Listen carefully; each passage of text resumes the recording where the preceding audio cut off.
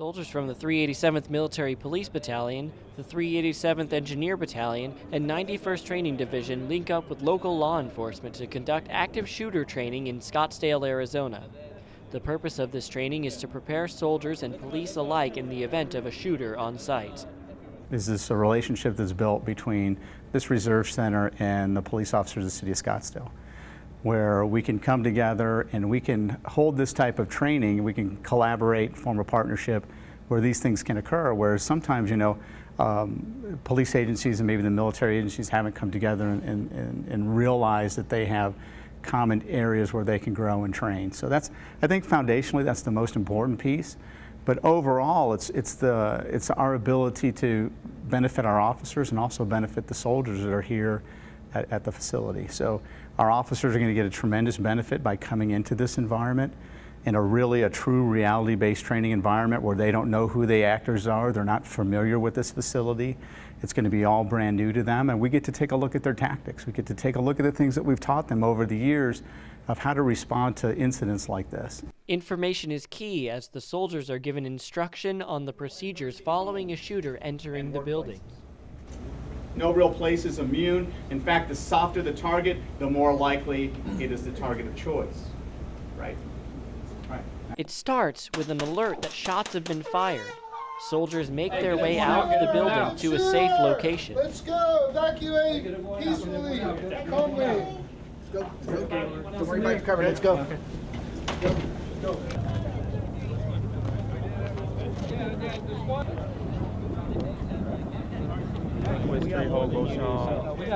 They're all on the other side. Oh, okay. So they all got it? Everybody's present. Cool. Got it. Yeah. All right. We just did our first iteration. It actually went rather well. It was good about it. It didn't come off as scripted. It came off as a shock, which is kind of how it was supposed to be. So we initially had kind of a deer in the headlights look when it started, which is what would happen in reality. And then we started observing the TTPs that we're looking for them to react to the actual incident. And overall, in this iteration, it went rather well. People evacuated. This iteration was to evacuate the building, and we accomplished that. Anyone not able to make it out safely are encouraged to hide. Where are you at? Allowing time for police to arrive. If we can't get out, how do we find shelter and how do we hide until police arrive? Because we're coming, but as with anything, we can't be here instantaneously. So what are we doing in the meantime? How are we securing doors? Are we bringing people into locked spaces? Are we turning off lights? Are we doing all those things that are necessary to not give targets of opportunity to people? Instruction is also given in the event that armed security is present. All right. Put it down! Throw it out in the hall! Put your gun down! Even though it's controlled, it's still going to be, it's still going to be a little chaotic.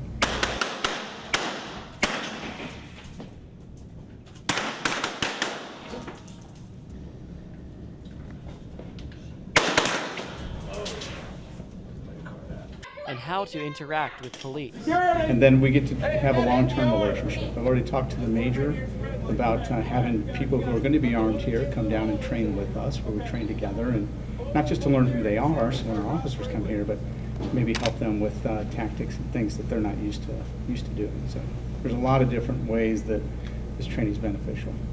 Local fire department first responders are also involved to aid in the treatment of casualties. Close advantage.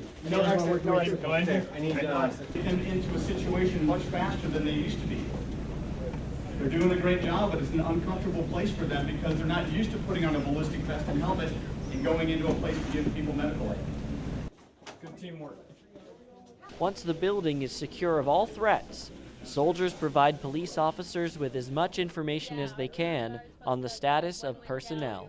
Brought him in, he was deceased, so we had another one go out there, and he went out there to help out our first security. It's that connection with our local law enforcement. So as a reserve organization, a federal entity here within the Scottsdale area, it is the responsibility of local law enforcement to protect us in this fashion.